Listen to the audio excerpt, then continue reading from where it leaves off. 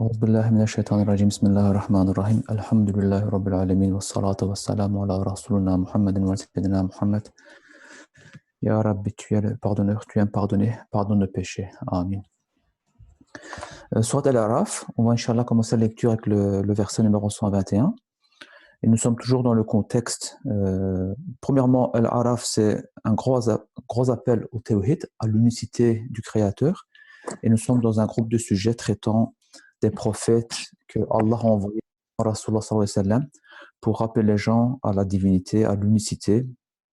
Et à travers le récit des peuples de ces prophètes, c'est un rappel pour nous, une mise en garde pour nous d'éviter les erreurs de nos ancêtres, appelons-les ainsi, nos ancêtres, pour éviter leurs erreurs, profiter de leur expérience, Inch'Allah, et avoir de notre côté une meilleure vie vis-à-vis de notre Créateur. Inch'Allah ta'ala. Jatabe? أعوذ بالله من الشيطان الرجيم بسم الله الرحمن الرحيم قالوا آمنا برب العالمين رب موسى وهارون قال فرعون آمنتم به قبل أن آذن لكم إن هذا لمكر مكرتموه في المدينة لتخرجوا منها أهلها فسوف تعلمون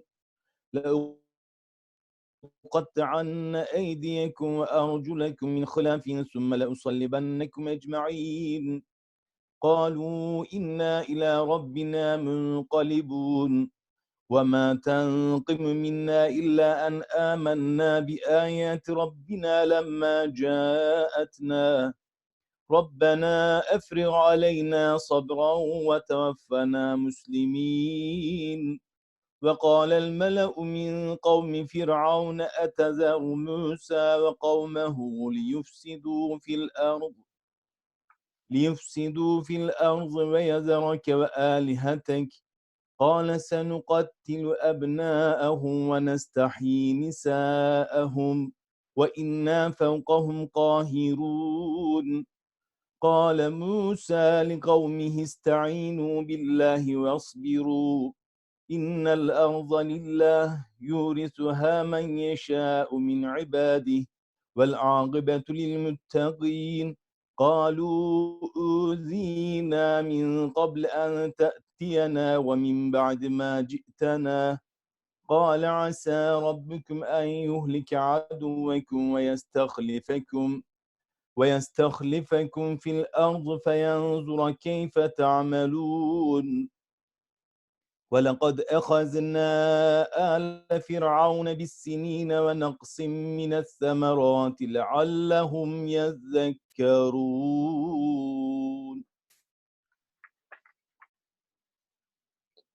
Vaincus et humiliés, les magiciens se prosternèrent face contre terre en disant : Nous croyons au Maître de l'univers, au Dieu de Moïse et d'Aaron. Comment osez-vous, s'écria Pharaon, vous convertir à son culte sans que je ne vous y autorise? C'est là un complot que vous avez ourdi dans la cité pour en chasser les habitants. Vous allez voir. Je vous ferai couper une main d'un côté et un pied de l'autre avant de vous faire tous crucifier. Qu'importe, répondirent-ils, puisque c'est à notre Seigneur que se fera notre retour. Au fond, qu'as-tu à nous reprocher sinon d'avoir ajouté foi aux signes de notre Seigneur quand ils se sont manifestés à nous? Seigneur, fortifie notre patience et fais-nous mourir en croyant soumis à ta loi. Alors les dignitaires du royaume de Pharaon s'écrièrent : Vas-tu laisser Moïse et son peuple semer le désordre dans le pays et entraîner ta déchéance et celle de tes divinités? Nous mettrons à mort, répondit Pharaon, leurs fils, et conserverons la vie à leurs filles. De toute façon, nous les tenons à notre merci. Demandez l'assistance de Dieu, dit Moïse alayhi salam à son peuple, et soyez patients. La terre est à Dieu. Il la donne en héritage à qui il veut parmi ses serviteurs, et l'heureuse fin est à ceux qui le craignent. Nous avons été maltraités, lui dirent-ils, avant ton arrivée, et nous le sommes encore. Peut-être votre Seigneur fera-t-il périr votre ennemi, reprit Moïse, alayhi salam, et fera-t-il de vous ses héritiers sur la terre. pour voir comment vous vous y comporterez. Nous affligeâmes alors au peuple de Pharaon des années de sécheresse et de mauvaises récoltes, à titre d'avertissement.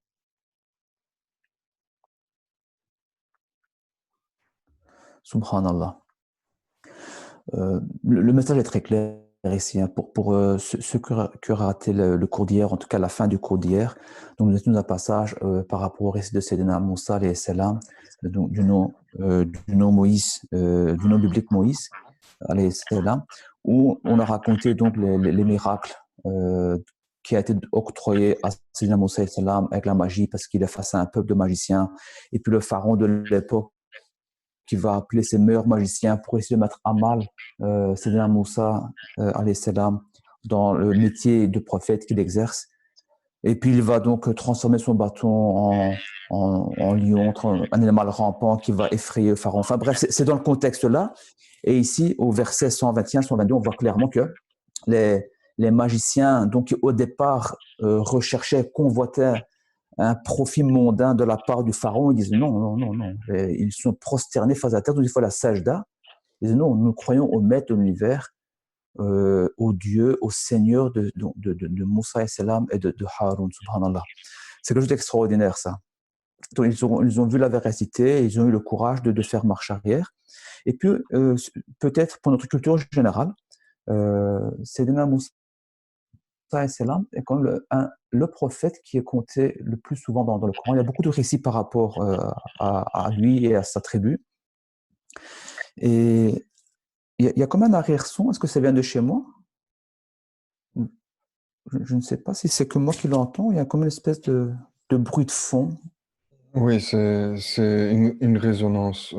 S'il y a un écouteur trop près du micro, ça peut faire ce genre de résonance.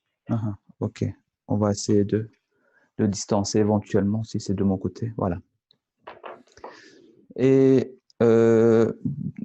alors le pharaon qui jure de se venger de ce qui se passe, et ici le Coran nous raconte qu'effectivement, de la population de Béni Israël, donc des fils d'Israël, ils vont tuer les enfants.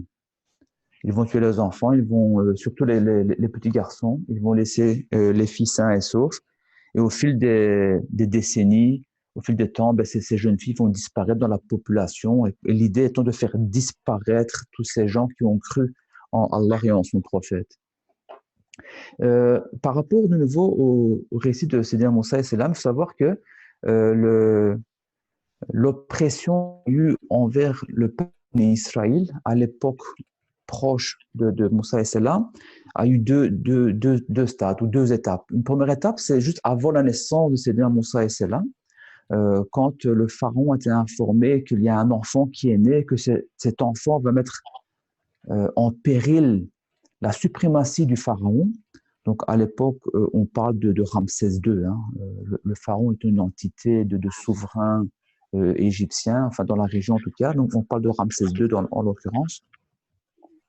Rappelez-vous, tous les enfants ont été tués en pensant pouvoir tuer l'enfant qui allait mettre à mal justement la suprématie du pharaon. Et donc, Sayyidina Moussa et Salam, rappelez-vous, sa maman l'a laissé sur une rivière pour justement essayer de le sauver. Et étant bébé, il a été récupéré par une personne et qui a grandi auprès du pharaon en réalité. Ça, c'est une chose. C'est une première étape. Et une deuxième étape d'oppression, de meurtre envers la population de Ben Israël, c'est après la prophétie de Sayyidina Moussa et Salam. Mais le récit est compté juste maintenant, ici dans la page que nous venons de lire, où les enfants ont été tués. La particularité, c'est que ce sont encore les garçons. Ce sont les garçons qui sont tués par le pharaon, subhanallah. De nouveau, une différence. Avant la naissance de Moussa et Salam, on parle de pharaon, mais pour ceux qui s'intéressent à l'histoire, donc on l'a déjà dit, c'est Ramsès II. Et les historiens musulmans, quand ils parlent du pharaon qui est présent, actif à l'époque de la prophétie de Sayyidina Moussa et Salam, on dit que c'est Mineftah. C'est un nom arabophone. Je ne connais pas le nom latin par rapport à ce nom-là. Mais voilà, c'est deux individus différents, mais deux profils identiques. Et qu'Allah nous préserve de ce genre d'oppression et de tyran, Inch'Allah ta'ala. Qu'est-ce que tu as dit? فإذا جاءتهم الحسنة قالوا لنا هذه وإن تصبهم سيئة يطيروا بموسى ومن معه ألا إنما ضائرهم عند الله ولكن أكثرهم لا يعلمون وقالوا مهما تأتنا به من آية لتسحرنا بها فما نحن لك بمؤمنين فأرسلنا عليهم الطوفان والجراد والقمل والضفادع والدم آية مفصلات فاستكبروا وكانوا قوما مجرمين ولما وقع عليهم الرجز قالوا يا موسى ادع لنا ربك بما عهد عندك لئن كشفت عنا الرجز لنؤمنن لك ولنرسلن معك بني إسرائيل فلما كشفنا عنهم الرجز إلى أجل هم بالغوه إذا هم ينكثون فانتقمنا منهم فأغرقناهم في اليم بأنهم كذبوا بآياتنا وكانوا عنها غافلين وأورثنا القوم الذين كانوا يستضعفون مشارق الأرض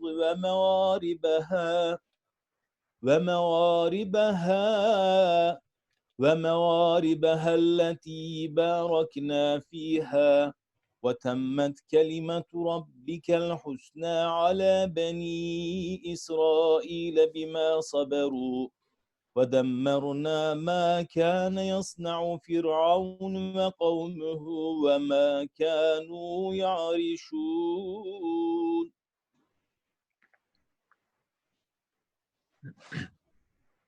Un bienfait leur arrivait, ils disaient « Cela nous est dû ». Mais quand un malheur les frappait, ils qualifiaient Moïse alayhi salam et ses compagnons d'oiseaux de mauvais augure, alors que leur sort dépendait uniquement de leur Seigneur. Mais la plupart d'entre eux ne s'en doutaient guère. Ils disaient à Moïse alayhi salam « Quel que soit le signe que tu nous apportes pour nous fasciner, nous ne serons jamais disposés à te croire. » C'est alors que nous envoyâmes contre eux le déluge, les sauterelles, la vermine, les grenouilles et le sang, en autant d'avertissements distincts. Mais ils s'obstinèrent dans leur orgueil, car c'était un peuple criminel. À chaque fois que le châtiment tombait sur eux, ils disaient « Ô Moïse, invoque ton Seigneur en notre faveur, suivant l'alliance qu'il a conclue avec toi. Si tu écartes de nous ce malheur, nous croirons en toi et nous laisserons partir avec toi les fils d'Israël. » Mais une fois que nous les eûmes arrachés à leur détresse pour le temps que nous avions fixé, ils trahirent leur serment. Nous sévîmes alors contre eux en les engloutissant dans la mer pour avoir douté de nos signes et les avoir méconnus. Et nous donnâmes en héritage au peuple naguère opprimé les contrées orientales et occidentales que nous avions bénies. Et c'est ainsi que se trouva réalisée la belle promesse de ton Seigneur aux fils d'Israël, en récompense de leur constance. Nous détruisîmes tous les ouvrages que Pharaon et son peuple avaient édifiés ou érigés. Subhanallah. On reconnaît des caractéristiques très, très typiques de tout ce qui est satanique, en tout cas de tout ce qui n'est pas plaisant aux yeux de Allah. Donc, au verset 133, quand notre Créateur explique qu'il leur a donné différentes épreuves pour leur rappeler à l'ordre. Donc ici, on parle de sauterelles, de vermines, de grenouilles, de sang, ainsi de suite. Et juste après, ils disent, ouais, mais ils sont encore obstinés dans leur orgueil. Rappelez-vous ce terme, la vanité, l'orgueil, ce sentiment de supériorité, ce sentiment qui peut conduire l'individu à se mettre à la place du Tout-Puissant. Ça, c'est quelque chose de très dangereux. L'orgueil, de nouveau, qui a été la source de l'égarement de Shaitan, du Satan, quand Rabbi lui a ordonné, au même titre que toutes les autres créatures peuplant le paradis à l'époque, de se prosterner face à Sayyidina Adam et salam, il a refusé en disant « Non, moi je suis supérieur, je suis créé de feu. lui il crée de terre. Donc, c'est ce sentiment de supériorité, donc cette vanité, cet orgueil, on le retrouve encore ici. C'est une caractéristique commune à toute personne qui dérive du chemin, de la voie qui mène à la satisfaction du Tout-Puissant. Car nous en préserve, Inch'Allah wa ta'ala.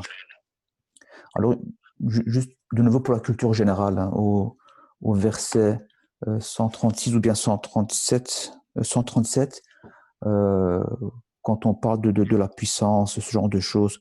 Enfin bref, il y a certaines personnes qui se spécialisent dans l'étude biblique, disons, qui ont tendance à traduire que les bénis Israël ont hérité de ce qu'on appelle aujourd'hui les territoires palestiniens et que c'est leur droit, c'est leur dû.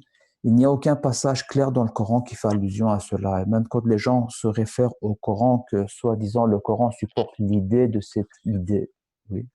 cette appartenance, de cet héritage, c'est ce verset dont ils font allusion. Il n'y a strictement rien dans ce verset qui fait allusion à cela. Il n'y a strictement rien dans les interprétations également qui pourrait faire allusion au fait que les territoires aujourd'hui donc appelés palestiniens seraient l'héritage de Béni Israël, comme certains pourraient le faire croire. Inch'Allah, culture générale.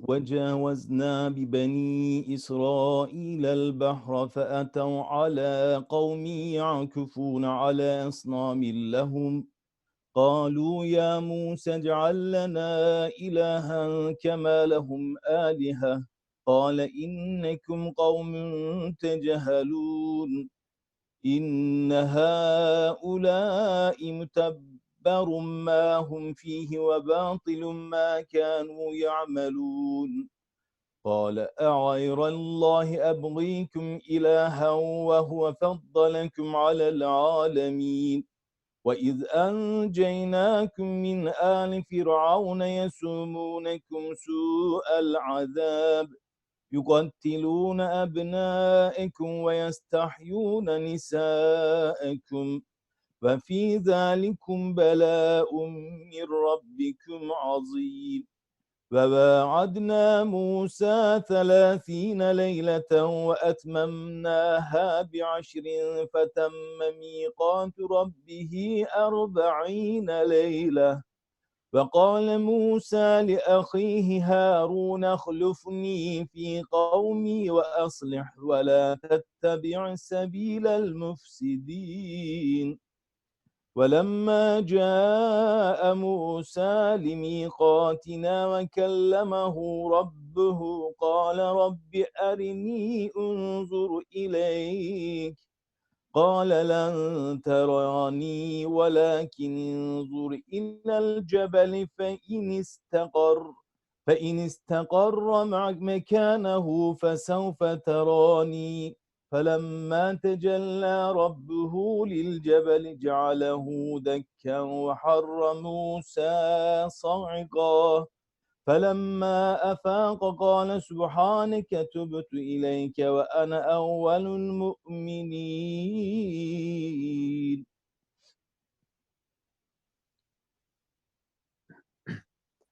Nous fîmes traverser la mer aux fils d'Israël, et ils rencontrèrent un peuple qui vouait un culte assidu à ses idoles. Ils lui dirent alors : « Ô Moïse, fais-nous un Dieu semblable au leur. » « Bande d'insensés que vous êtes, leur répondit Moïse. Le culte que professent ces gens-là les conduit à la ruine, et tout ce qu'ils font est nul et sans valeur. Et il ajouta : « Dois-je choisir pour vous une autre divinité que Dieu, qui vous a préféré à tous les peuples de la terre ? Souvenez-vous lorsque nous vous avons délivrés des gens de Pharaon qui vous infligeaient les pires châtiments, tuant vos fils et épargnant vos filles. Ce fut là une terrible épreuve de la part de votre Seigneur. Nous fixâmes à Moïse, alayhi salam, un rendez-vous pour 30 nuits que nous complétâmes de 10 autres, en sorte que son entretien avec Dieu devait durer 40 nuits. Moïse dit alors à son frère Aaron, alayhi salam, « Remplace-moi auprès de mon peuple. » agis avec justice et ne suis pas le chemin des pervers. Lorsque Moïse alayhi salam vint à notre rencontre et que son Seigneur lui eut adressé la parole, il dit « Seigneur, montre-toi à moi pour que je te voie. » « Non, tu ne me verras pas, répliqua le Seigneur, mais regarde plutôt la montagne. Si elle reste immobile à sa place, tu pourras alors me voir. » Et lorsque son Seigneur se manifesta à la montagne, il la réduisit en poussière. Et Moïse alayhi salam tomba foudroyé. Revenu à lui, il s'écria « Gloire à toi! Je reviens à toi plein de repentir, et je suis le premier des croyants. » Subhanallah. Le dernier récit par rapport à la vision de Allah, donc requête introduite par Sina Moussa et Salam, c'est quelque chose qui a déjà été, je pense, longuement débattu. Il y a également un cours complet sur la possibilité de voir ou non le Tout-Puissant, Inch'Allah. On ne peut que référer à cela. Par contre, ici, ça serait bien d'attirer l'attention au verset numéro 142, Inch'Allah ta'ala, où Rabbi invite son prophète à aller sur cette fameuse montagne appelée Sina, le mont Sinaï, Tour al-Sina en arabe. Et c'est vraiment le début de la révélation à proprement parler pour Sayyidina Moussa et Salam, où il va avoir les premières instructions, où il va avoir vraiment les premières règles qu'il doit enseigner à son peuple, à sa population. Et ici, on retrouve une caractéristique très proche des gens qui dévouent leur vie à soutenir la cause du divin. Ces personnes-là vont passer par différentes épreuves pour raffermir leur caractère, pour se désolidariser de tout ce qui est mondain. C'est vraiment qu'ils perdent toute forme d'ancrage, de lien avec ce bas monde, et qu'ils soient vraiment propices, qu'ils soient en connexion, en communication continue avec l'au-delà, avec la sphère angélique, et qu'ils puissent, de un, accepter et mettre en pratique les messages du divin, et puis transmettre ce message. Alors, c'est quoi ces caractéristiques? Rappelez-vous simplement, en quelques mots ou quelques secondes, la vie de notre saint prophète, et on va faire un parallélisme avec la vie de Sayyidina Moussa et Salam, et en réalité, c'est le parallèle pour la vie de tous les prophètes, et c'est également un chemin qui est suivi par toute personne qui, à un moment donné, dans sa vie, ou durant toute sa vie, va servir la cause de Allah. C'est quoi? Pour notre saint prophète Rasulullah sallallahu alayhi wa sallam. Avant sa naissance, il perd son père. À très jeune âge, donc, il va visiter la tombe de son père avec sa maman. Au voyage du retour, il perd sa maman. Il va se retrouver chez son grand-père. À un jeune âge également, il va perdre son grand-père. Il va se retrouver chez son oncle. À un moment donné, quand il va être prophète et ainsi de suite, il va perdre la même année et son épouse, qui a été quand même la personne qu'il a le plus supporté dans sa mission prophétique, et son oncle qui l'a supporté pendant toute son adolescence et sa grande jeunesse. Et ça continue. En fait, les épreuves des personnes continuent pour, de nouveau, comme on l'a dit, c'est les détacher de tout ce qui est mondain, dans une certaine mesure, raffermir leur caractère, les faire atteindre une forme de maturité sur le plan psychologique, psychique, émotionnel, et tout ce qui s'ensuit, et être apte à inviter les gens à Allah. Pour Sayyidina Moussa et Salam, c'est un peu pareil. Donc déjà, enfant, on veut le tuer, alors il va grandir dans le temple de ce tyran qui voulait mettre fin à sa vie, et puis il devient prophète, il subit différentes épreuves, et ici, la retraite, c'est une retraite spirituelle, c'est ainsi qu'on doit dénommer sa visite au mont Sinaï, où Allah dit ici, dans le verset 142, qu'il est resté 30 plus 10 jours, c'est 40 jours au total. Il y a des explications par rapport à ça qu'on retrouve dans certains livres d'histoire prophétique comme Nasafi. Je vous invite à les lire si cela vous intéresse. on retient un certain nombre, c'est 40 jours, comme le Coran le mentionne. Bref, qu'est-ce qui s'est passé ces 40 jours là-bas? C'est d'un Moussa et Salam, qu'est-ce qu'il a fait pendant ces 40 jours sur le mont Sinaï? Il a jeûné. Il a jeûné.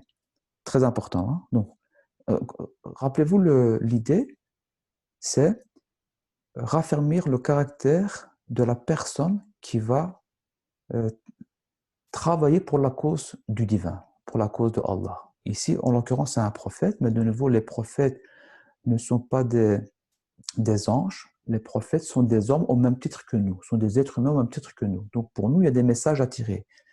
Donc, il y a un chemin spirituel à parcourir pour que Allah utilise notre personne pour sa cause. Vous comprenez? Donc, si quelqu'un d'entre nous souhaite être actif dans la cause de Allah, souhaite supporter la cause de Allah, Allah n'a pas besoin d'être supporté. Nous, on a besoin de supporter la cause de Allah pour que Allah nous supporte.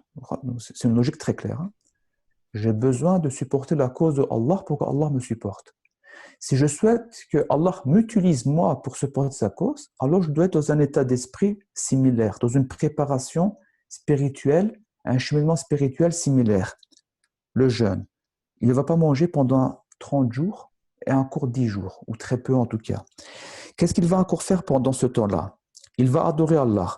Quelle forme d'adoration, on ne le sait pas trop. Il y a une valeur commune à tous les prophètes, la prière. Peut-être en forme, il y a des nuances, mais rappelez-vous ce qu'ont fait les magiciens quand ils ont compris que Sayyidina Moussa était un prophète. Qu'est-ce qu'ils ont fait? Ils sont prosternés. Donc la prière, vous voyez, existe dans toutes les communautés en réalité. Sous quelle forme, on ne sait pas, mais la prosternation est une valeur commune. Tous les individus se sont prosternés pour adorer Allah. Qu'a-t-il fait d'autre? Doigt, invocation, il a supplié. Et une des doigts, Rabbi nous l'explique, il a demandé à le voir. Pourquoi il demande à le voir? C'est pour encore raffermir sa foi. De un, certains pourraient polémiquer là-dessus. Pour ceux qui ont un doute, on peut en débattre également, Inch'Allah. C'est explicable de façon assez aisée. De deux, il est également face à une population extrêmement matérielle qui croit en la magie. Donc, il a besoin d'arguments très forts pour expliquer à sa communauté, les convaincre de croire en le tawhid. Donc, les doua. Donc, on a fait une parenthèse par rapport à la doua, à la demande de la vision. Qu'est-ce qu'il a encore fait d'autre là-bas? Il s'est purifié. Vous allez dire, est-ce qu'un prophète a des erreurs? Est-ce que Rasulullah a des erreurs? La réponse est non. Alors pourquoi est-ce qu'il disait Astaghfirullah al-azim al-karim alladhi la ilaha illa hu alayhi al-qayyum wa atubu ilayh 70 à 100 fois par jour. Il n'y a pas de péché, mais il veut se purifier. Quand son épouse le questionne, rappelez-vous la réponse, ne devrais-je pas être une personne qui adore son créateur? Voilà. Donc la purification, la méditation, son bilan spirituel, être son propre bourreau. Vous vous rappelez, quand on avait dit encore précédemment que l'individu que nous, on a le devoir d'être rude envers nous-mêmes. Donc tolérant envers les autres, mais rude envers nous-mêmes. C'est tout ce qu'il a fait en réalité pendant cette période-là. Et à la fin de cette période, il reçoit les premières instructions de Allah qu'il va transmettre à sa communauté. Mais vous voyez, il y a une préparation. Rasul sallam a eu des préparations dans le fond similaire, en forme un petit peu de manière différente, c'est clair.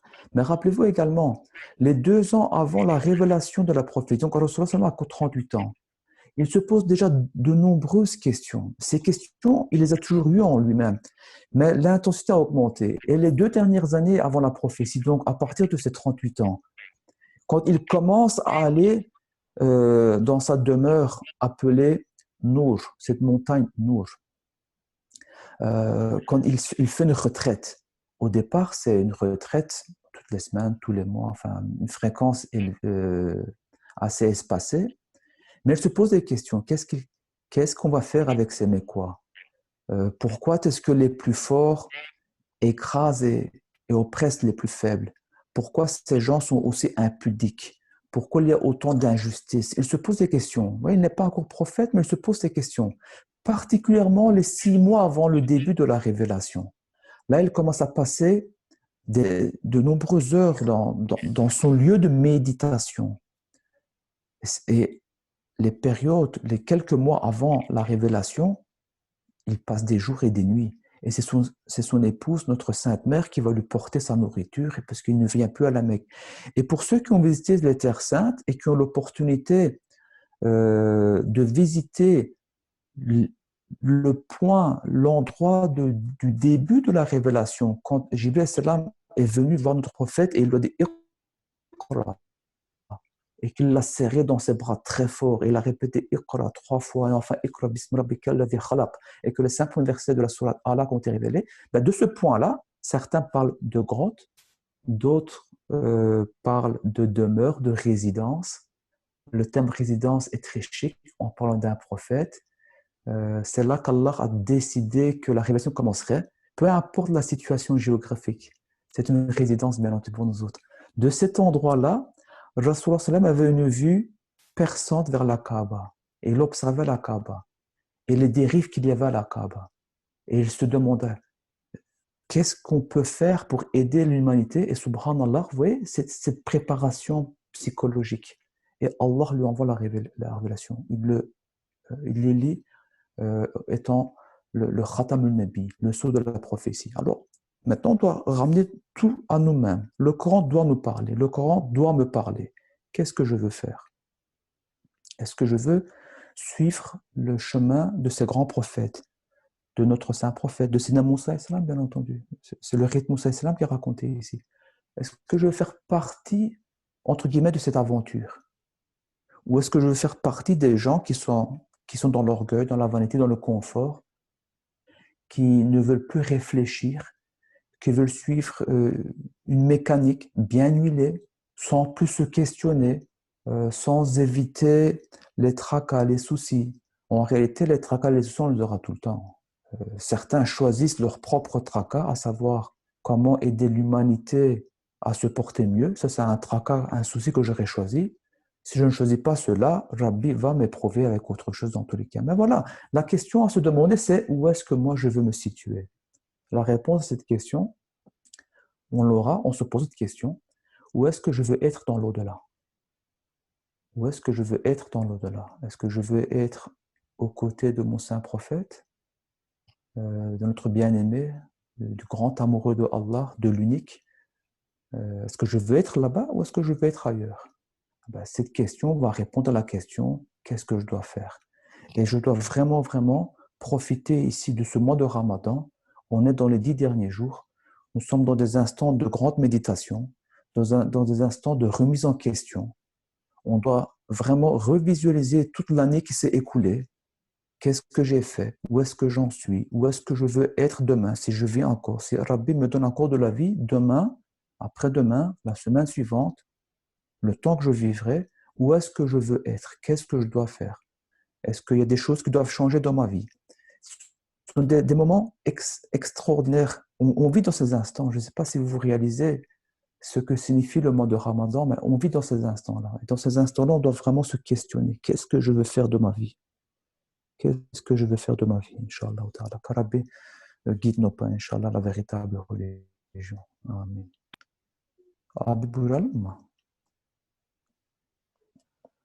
قال يا موسى إني اصطفيتك على الناس برسالاتي وبكلامي وخذ ما آتيتك وكن من الشاكرين وكتبنا له في الألواح من كل شيء موعظة وتفصيلا لكل شيء فخذها بقوة وأمر قومك يأخذوا بأحسنها سأريكم دار الفاسقين سأصرف عن آياتي الذين يتكبرون في الأرض بغير الحق وإن يروا كل آية لا يؤمنوا بها وإن يروا سبيل الرشد لا يتخذوه سبيلا وإن يروا سبيل الغي يتخذوه سبيلا ذلك بأنهم كذبوا بآياتنا وكانوا عنها غافلين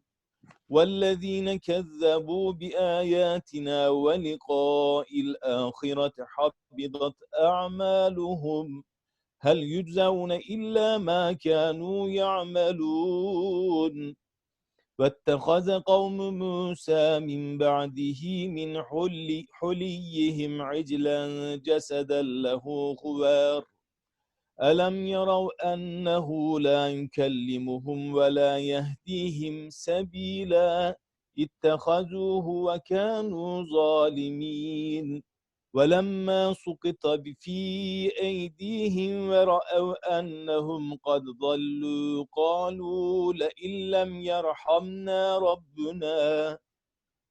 ربنا ويغفر لنا لنكونن من الخاسرين.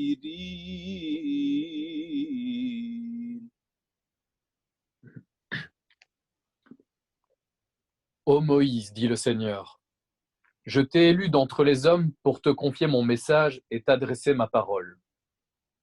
Prends ce que je te donne et sois-en reconnaissant. Nous avons inscrit pour lui sur les tables une règle morale à observer en toutes circonstances, ainsi qu'un clair exposé de toutes choses, et lui avons dit, observe-les avec fermeté, et ordonne à ton peuple de se conformer à ce qu'ils contiennent de meilleur. Je vous ferai bientôt voir la demeure des pervers.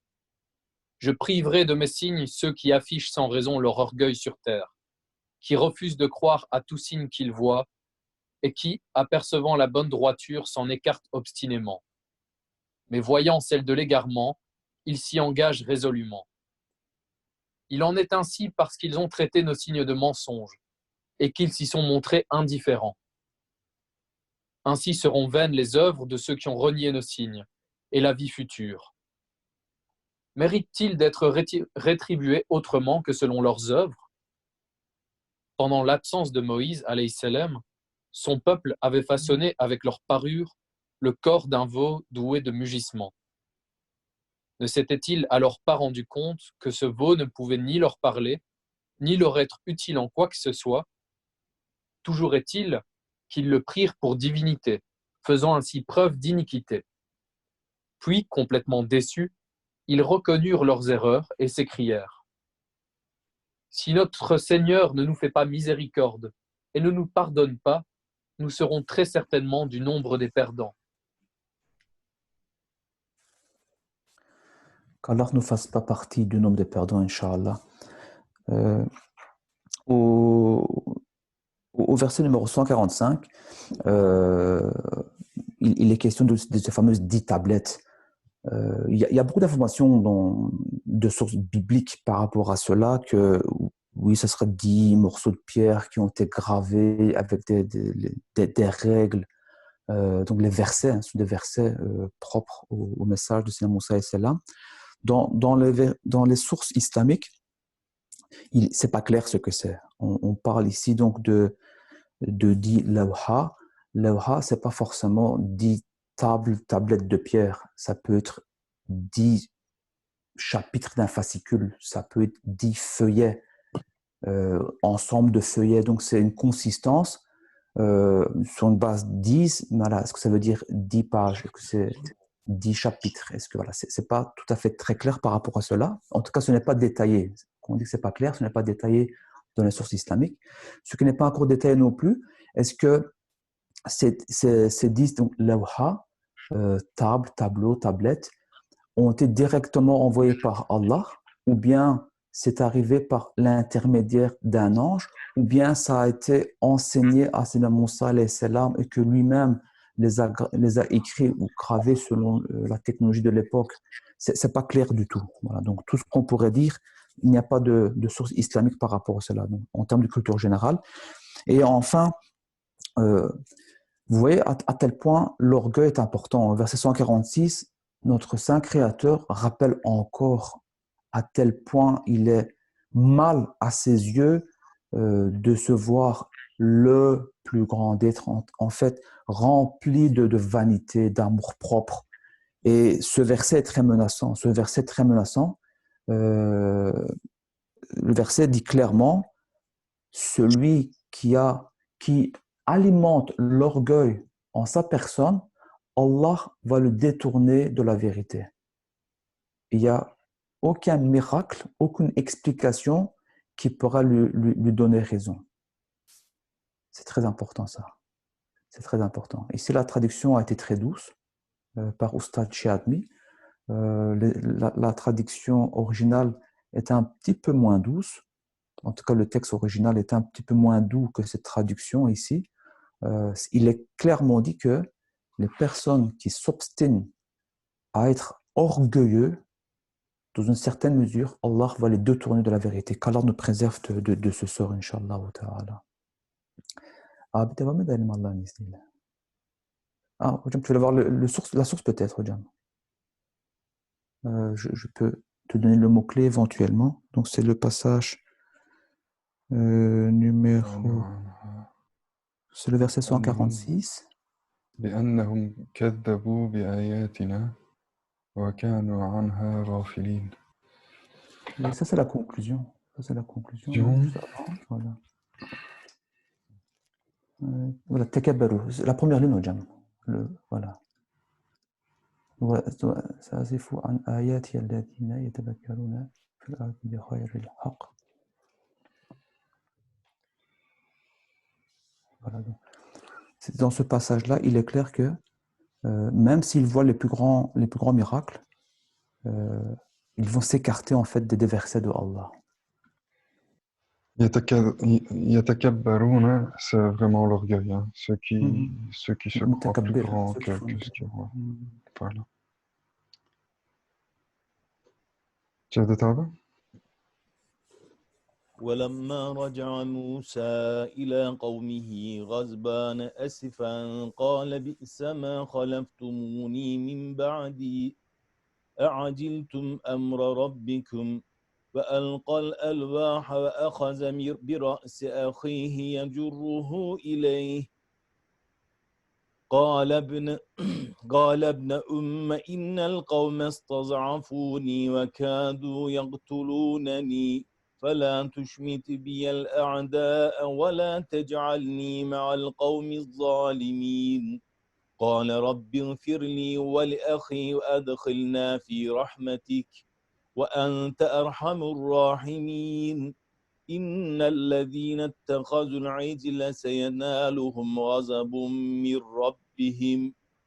من ربهم وذلة في الحياة الدنيا وكذلك نجزي المفترين والذين عملوا السيئات ثم تابوا من بعدها وآمنوا إن ربك من بعدها لغفور رحيم ولما سكت عن موسى الغضب أخذ الألواح وفي نسختها هدى ورحمة الذين هم لربهم يرهبون واختار موسى قومه 70 رجلا لميقاتنا فلما أخذتهم الرجفة قال رب لو شئت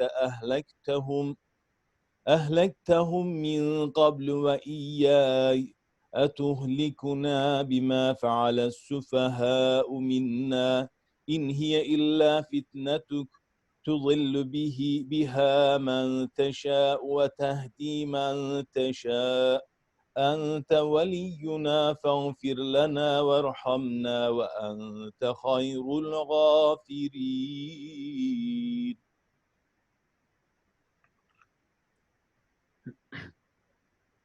Lorsque Moïse, alayhi salam, revint vers son peuple, il dit plein de colère et d'amertume: « Quelle conduite lamentable a été la vôtre pendant mon absence! Avez-vous voulu hâter le décret de votre Seigneur ?» Puis, jetant les tables, il empoigna par les cheveux son frère et se mit à le tirer vers lui. « Ô fils de ma mère !» s'écria Aaron, alayhi salam, « ces gens-là ont profité de ma faiblesse et ont failli me tuer.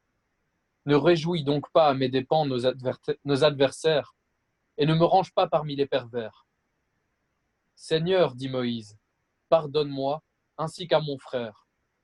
Reçois-nous au sein de ta miséricorde, car ta miséricorde n'a point d'égal. En vérité, ceux qui ont pris le veau pour divinité encourront la colère de leur Seigneur, et l'avilissement dans ce bas monde. C'est ainsi que nous rétribuons les menteurs. Ceux qui, après avoir commis des péchés, se repentent et retrouvent la foi, Dieu sera indulgent et miséricordieux à leur égard. Lorsque la colère de Moïse alayhi salam se fut apaisée, il reprit les tables dont le texte constituait une direction et une grâce pour ceux qui craignent leur Seigneur. Et il choisit 70 hommes parmi son peuple pour l'accompagner à notre rendez-vous. Mais lorsqu'ils furent saisis par le cataclysme, Moïse alayhi salam dit « Seigneur, si tu l'avais voulu, tu les aurais déjà fait périr et moi avec eux. Vas-tu nous faire périr pour des péchés que des sots d'entre nous ont commis?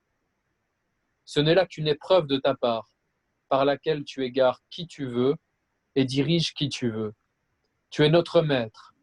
Pardonne-nous et reçois-nous au sein de ta miséricorde, car tu es le meilleur des absoluteurs. » Masha'Allah, le meilleur des absoluteurs, Inch'Allah. Le verset numéro 153, Inch'Allah, oui, je voulais dire 154, pas 153.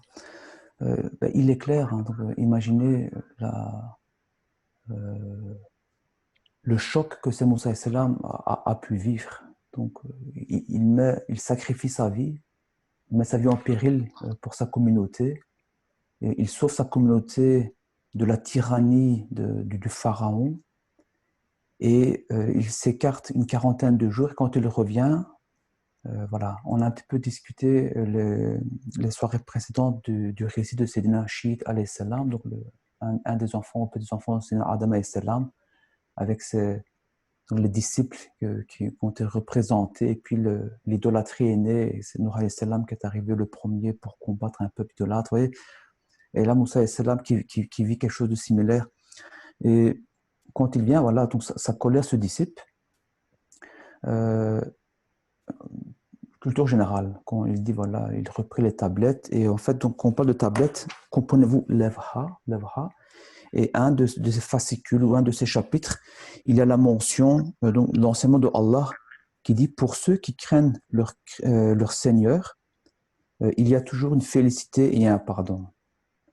Il y a toujours une félicité, donc il y a toujours une lueur d'espoir et un pardon. Donc, comprenez quelle lueur d'espoir. Donc, on parle d'un peuple qui, entre guillemets, trahit son prophète, qui sacrifie sa vie pour eux, donc qui les libère de l'injustice du pharaon, qui les libère de l'incrédulité, malgré leur péché, la grandeur de leurs erreurs. Qu'est-ce que Rabbi dit? Il y a une lueur d'espoir et une once de pardon, la possibilité d'être pardonné pour ceux qui craignent leur Seigneur. Et suite à ça, c'est Moussa salam retourne avec 70 individus sur le mont Sina pour redemander pardon. Mais voilà, il faut voir ça ainsi, le pardon, Inch'Allah, le pardon. Le Ramadan est un mois de pardon, qu'Allah accepte, Inch'Allah, nos pardons, qu'on puisse demander le pardon à sa juste valeur.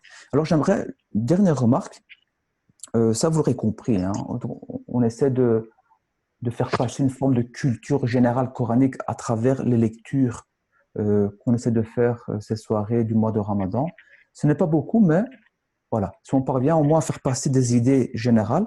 Une des idées de culture générale coranique, c'est que vous avez compris, le Coran est un tout. Pour comprendre la Fatiha, il faudra comprendre la sourate An-Nas. Pour comprendre la sourate, celle que nous lisons, Al-A'raf, il faut comprendre la sourate précédente et la sourate suivante. Donc, il y a un lien très fort entre tous les versets, tous les ayats du Coran. C'est ainsi qu'il faut le voir, Inch'Allah Ta'ala. Et j'aimerais ici reprendre une information et recouper cette information avec quelque chose que nous avons déjà discuté précédemment. Quand on dit que Sayyidina Moussa salam, sa colère s'est dissipée au verset numéro 154, le terme utilisé dans le Coran, c'est Moussa al-Ghadabu. Moussa, vous avez compris, c'est Sayyidina Moussa salam, et puis al-Ghadab. Al-Ghadab, rappelez-vous, al-Ghadab, on a parlé de ça, je ne sais même plus quand c'était, hier ou avant-hier, que l'homme est constitué de 3 grandes forces en lui, al-Ghadab, 3 grandes forces en lui, la force intellectuelle, la force émotionnelle et puis la force des besoins primaires. Al-Ghadab, c'est le second facteur. Donc ici, Moussa salam utilise à bon escient cette force que Allah a mis en nous. Quwwa al-Ghadab, la force émotionnelle. Donc il est face à une injustice envers Allah et donc il se met en colère, ce qui est logique. Pour nous, c'est une leçon. Hein. On ne va pas rentrer dans le détail qu'on a déjà détaillé précédemment. Je vous réinvite à réécouter ou retravailler vos notes personnelles par rapport à cela, Inch'Allah. Et de nouveau, la leçon, la logique ici, c'est le Coran est un tout. On ne peut pas le couper. Le Coran est un tout, Inch'Allah. Et il faut voir le Coran dans sa globalité. On veut avoir une bonne lecture du Coran et avoir une pratique religieuse équilibrée. Il faut voir le Coran dans son entièreté, Inch'Allah, dans sa globalité. Qu'Allah, quitte nos pas, éclaire nos esprits et éveille nos cœurs aux vérités coraniques. Amin.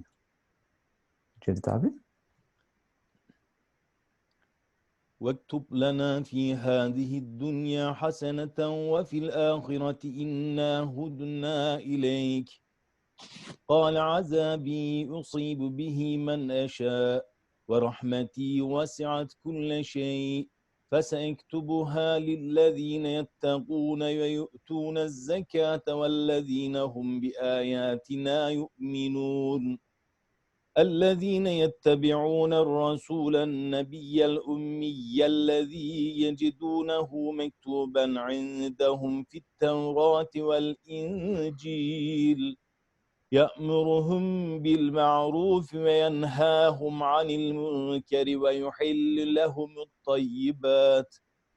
لهم الطيبات ويحرم عليهم الخبائث ويضع عنهم إصرهم والأغلال التي كانت عليهم فالذين آمنوا به وعزروه ونصروه واتبعوا النور الذي أنزل معه أولئك هم المفلحون قل يا أيها الناس إني رسول الله إليكم جميعا الذي له ملك السماوات والأرض لا إله إلا هو يحيي ويميت فآمنوا بالله ورسوله النبي الأمي الذي يؤمن بالله وكلماته واتبعوه لعلكم تهتدون ومن قوم موسى أمة يهدون بالحق وبه يعدلون.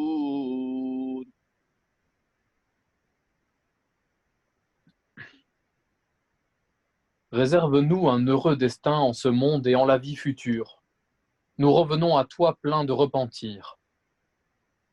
Mon châtiment, dit le Seigneur, tombera sur qui je veux, et ma miséricorde embrasse toute chose. Je la destine à ceux qui me craignent, qui font la zakat et qui croient en nos signes.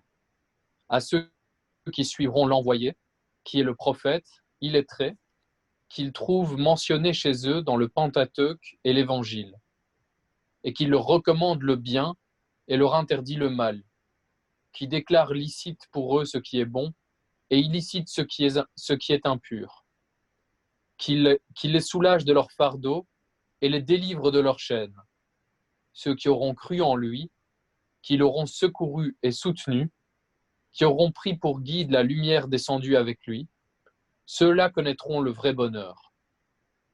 Dis, ô homme, je suis en toute vérité le prophète de Dieu, envoyé à vous tous par celui à qui appartient le royaume des cieux et de la terre. Il n'y a de divinité que lui. C'est lui qui fait vivre et mourir. Croyez donc en Dieu et en son envoyé, le prophète que les hommes n'ont pas instruit, qui a foi en Dieu et en ses paroles.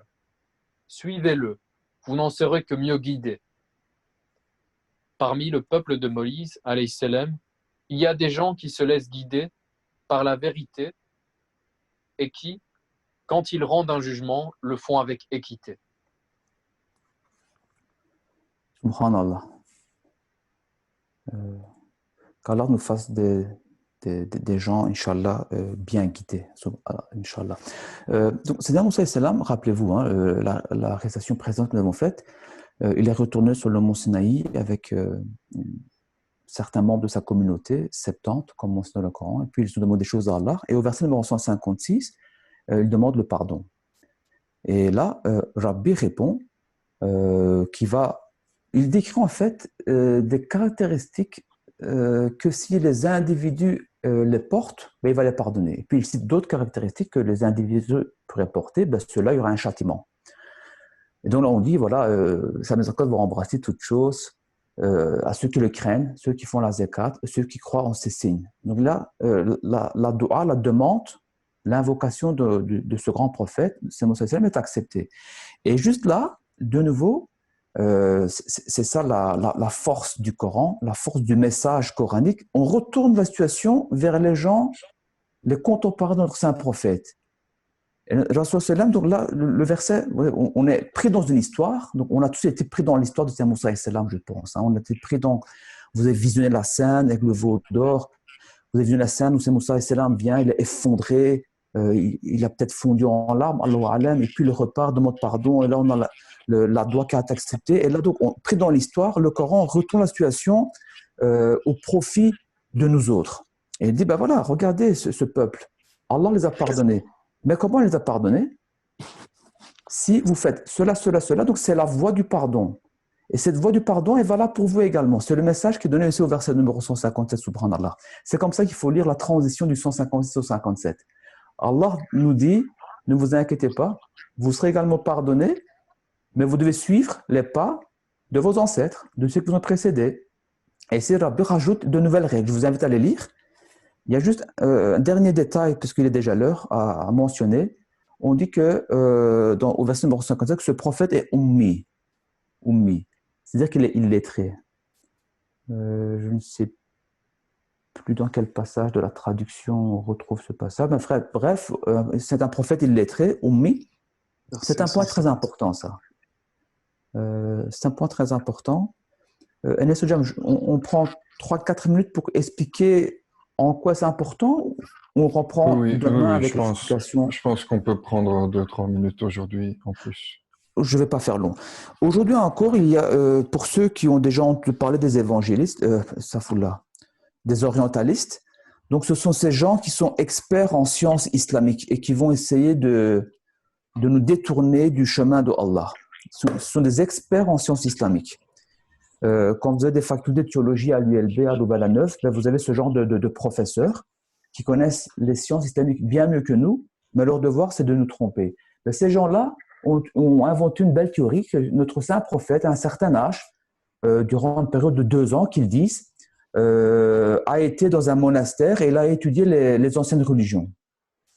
Et c'est là que cette connaissance des anciennes religions, il les a intercalées dans un Coran qu'il aurait écrit lui-même. Donc, c'est très puissant comme approche, c'est très vicieux, c'est extrêmement vicieux comme approche. Donc, on va prétendre qu'il a étudié, parce qu'en fait, ces gens n'arrivent pas à renier les précisions, la précision avec laquelle le Coran compte les récits des anciens prophètes. Ils n'arrivent pas à renier cela. Et donc, la stratégie, c'est de dire non, la personne que vous appelez prophète, c'est le prophète bien entendu, eux, c'est ce qu'ils disent. Il a étudié pendant 2 ans et voilà, avec cette science, il a utilisé. Non, il est ummi. Il n'a jamais étudié. Il connaît les choses qu'Allah lui révèle, rien d'autre. Et de nouveau, nous, en tant que musulmans, on doit connaître un peu la vie de notre saint prophète pour répondre à ce genre de propos. Notre saint prophète a quitté la Mecque avant la prophétie que 3 fois durant toute sa vie. Donc, une fois, il avait l'âge de 6 ans, c'est quand il a été visiter la tombe de son défunt papa avec sa maman. Une fois, quand il avait à peu près 12 à 13 ans, ou un peu plus jeune, un peu plus âgé, mais dans les zones, avec son oncle, il partait avec une caravane commerciale au nord. Il n'a pas été bien loin parce qu'un prêtre l'a détourné a convaincu son oncle qu'il devait faire marche arrière parce qu'il voyait les signes de la prophétie envers cet enfant. Il avait eu peur que les méchants du pays appelé Syrie aujourd'hui tuent cet enfant qui sera le futur prophète. Et une fois à l'âge de 25 ans, quand il était à la tête de la caravane commerciale de sa future épouse. Et là, il a toujours été accompagné parce que, rappelez-vous, Khadija radhiyallahu anha avait mis un espion dans le dos de notre prophète, il n'est pas encore prophète à l'époque, il n'a que 25 ans, hein, il était prophète à 40 ans, mais elle avait mis un espion dans son dos pour que cet espion prenne note de tous les faits et gestes de notre prophète, pour qu'elle elle puisse arriver à une conclusion, qu'elle puisse déduire, oui, cette personne est vraiment quelqu'un avec qui je peux faire une vie. Donc, voilà. Il a quitté 3 fois la Mecque, une fois il a que 6 ans, une fois que 12 ans, une fois 25 ans, mais pour des affaires, et il a toujours quelqu'un dans son dos, il n'est jamais seul. C'est tout. Il n'a jamais été ailleurs pour étudier des sciences bibliques ou des anciens livres. C'est une révélation. Et le terme ummi a toute sa dimension là-bas, Inch'Allah. Voilà. Juste peut-être préciser, voilà, d'où est-ce qu'on a toutes ces informations. Il y a beaucoup de travaux qui se font pour le moment. Il y en a même qui essayent de retracer la vie du prophète sallallahu alayhi wa sallam jour par jour.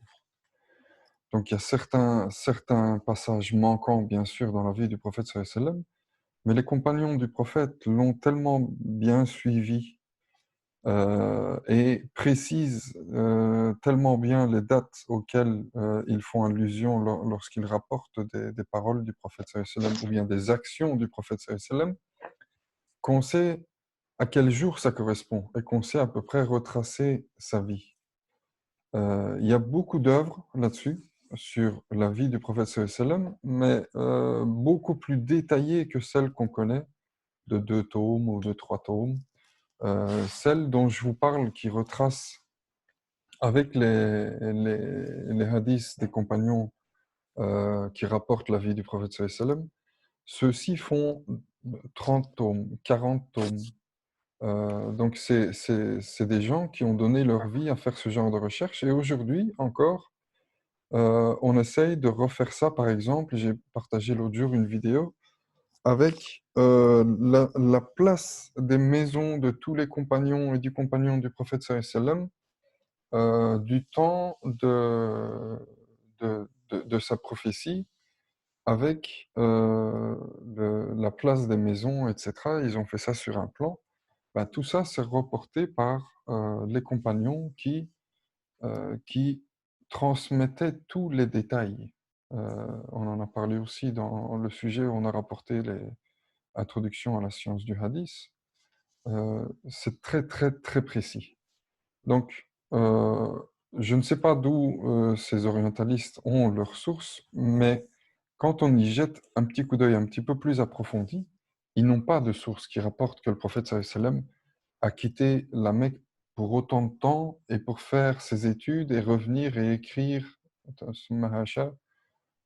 écrire un Coran, on va dire entre guillemets, comme ils le prétendent. Mais bon, voilà, petite précision très importante, puisque on risque, voilà, encore aujourd'hui à Louvain, il y a encore une faculté qui est ouverte en sciences islamiques. On risque de rencontrer ce genre d'arguments et on peut se poser des questions, même si notre foi est solide.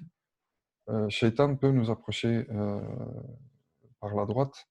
Donc, ce genre de détails, soit jazakallahu khairan, très important.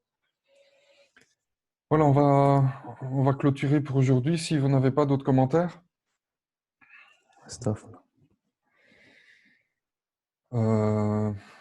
Alors, je clôture, Inch'Allah. Sadaqallahu al-azim.